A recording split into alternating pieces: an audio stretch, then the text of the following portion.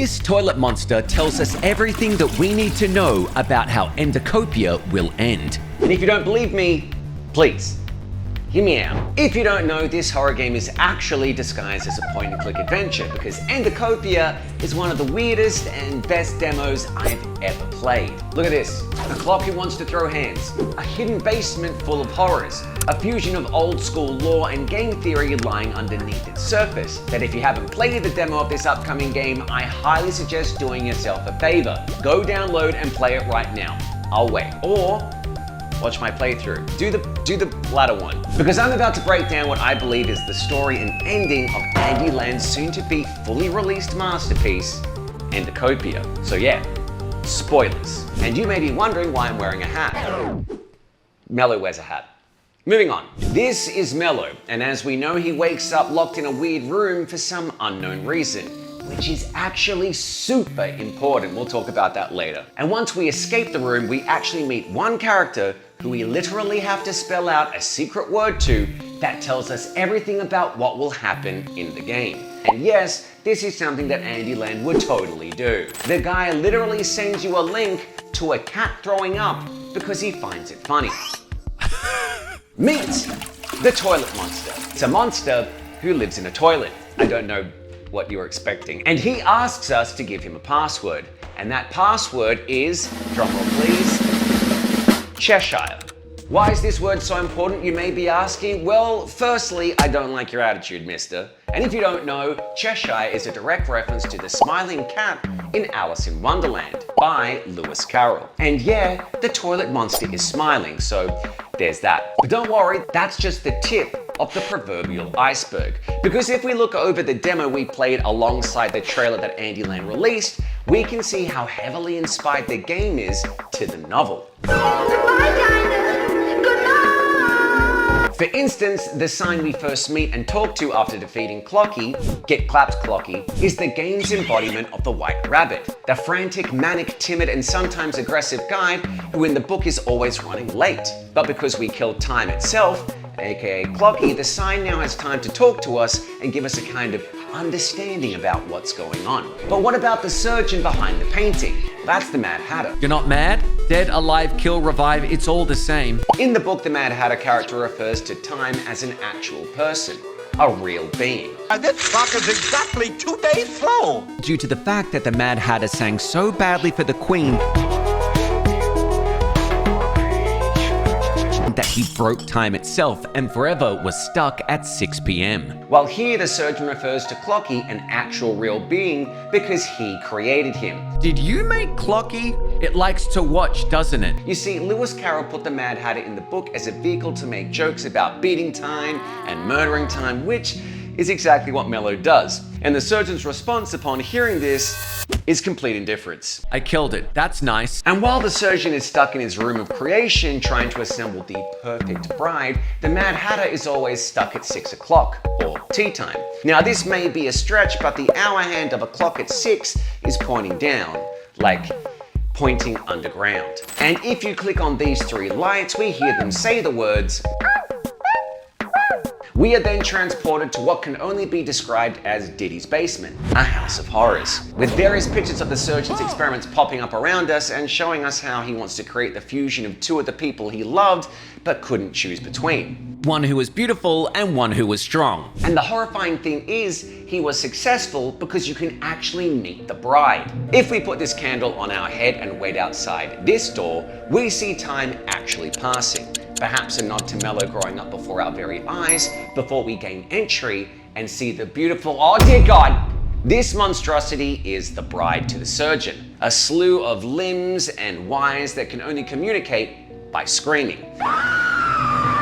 Yes, dear, I understand. I'll tell them. We should not be seeing this. Mellow should not be seeing this. It's like seeing your mother on her deathbed in hospital. This is growing up too fast. The game knows this and immediately shuts down the demo while giving us this binary code that translates to, "Oh Lord, we love how you suffer." Why is it telling us this? Well, the whole point of Alice in Wonderland is a journey of a child growing from adolescence into adulthood. What was once fantastical is now a world of grim reality, or misery. That may be too harsh on the process of growing up. I mean, who doesn't love responsibility? But here's what's actually crazy. The demo ends with us going down the rabbit hole, or in this instance, the toilet bowl. I see what you did there, ANDYLAND. You think I'm a piece of shit. And the trailer picks up immediately where we're falling into Wonderland, just like Alice did. So I believe this will be the first scene and continuation of the game after completing the demo section of it. So now let's look at all the secrets hidden in the trailer. And don't worry, I haven't forgot about Henry. He's the main secret of the game that ties everything together. But we'll talk about him at the end for a reason that will become obvious very soon. When Mellow is flushed, he breaks into pieces and once rebuilt is missing his eyes because he can't see them. You can't see your own eyes. Much like some of you can't see the subscribe button down below, but you should. Please subscribe, I'm so lonely. Anyway, my point is that in Wonderland, Mellow starts to see the alternative side to life and begins to see what he could become, whether that's a couch potato or just one of the herd. And it's here that we get our first glimpse at this female boss that is most likely the equivalent of the Queen of Hearts, who in the book continually asks for her subjects to be beheaded over the smallest of actions because she's crazy with power.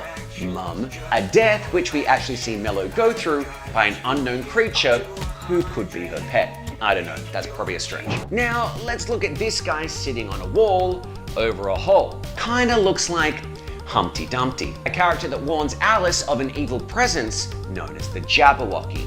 While this guy over here gives some serious Tweedledee Tweedledum vibes, with the prize of the cat plushie right above him. I mean, the fact that the cat is in this game is an instant 10 out of 10 for me. Please release it, Andy. We're also introduced to what appears to be a new mechanic where we can turn day into night and vice versa. So we see the sunny side of things as well as the dark side of things. However, maybe I'm wrong. Maybe the game isn't about growing up. Maybe the game is just a weird journey of some kid and I'm reading too much into it. The theory that this is a coming-of-age tale told through a fantastical setting is so far from the truth that what I perceive to be a Wonderland is actually a Neverland. Oh wait, that's exactly right. Because there's Peter Pan treading water.